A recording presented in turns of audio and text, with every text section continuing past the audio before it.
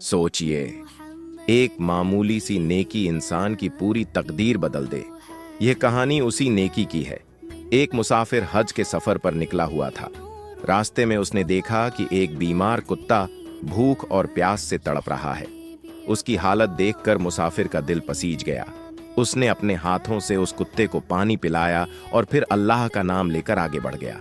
कुछ दूर चलते ही अचानक लूट के इरादे से कुछ डाकुओं ने उसे घेर लिया। उन्होंने कहा, ऐ मुसाफिर, जो कुछ पास है सब हमारे हवाले कर दो। मुसाफिर बिल्कुल घबराया नहीं, बड़े इत्मीनान से बोला, मेरी बस एक छोटी सी बात सुन लो, फिर चाहे जो करना। डाकू हंस पड़े, बोले, ठीक है, जल्दी बोलो।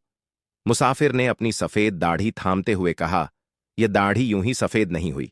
मैंने 7 हज किए हैं और 8वें के लिए निकला हूं।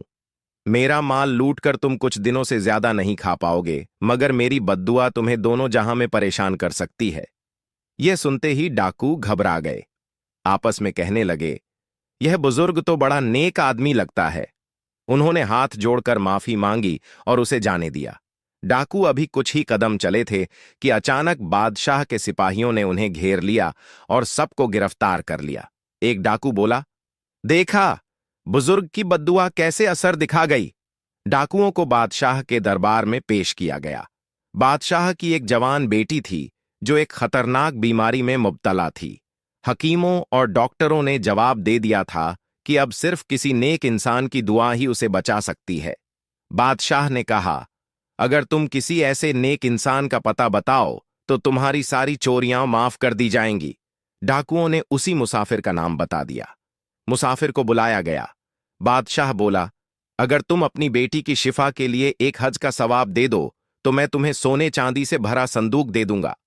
मुसाफिर राजी हो गया और कहा, आज रात यहीं रुकता हूं, सुबह दुआ करके सफर पर निकल जाऊंगा। उसी रात बादशाह ने ख्वाब देखा। एक नूरानी चेहरे वाला शख्स कह रहा था, इस मुसाफिर का कोई भी हज कबूल नहीं हुआ, हज का सवाब मत लो। रास्ते में इसने एक बीमार कुत्ते को पानी पिलाया था, उसी नेकी का सवाब ले लो, तुम्हारी बेटी को शिफा मिल जाएगी।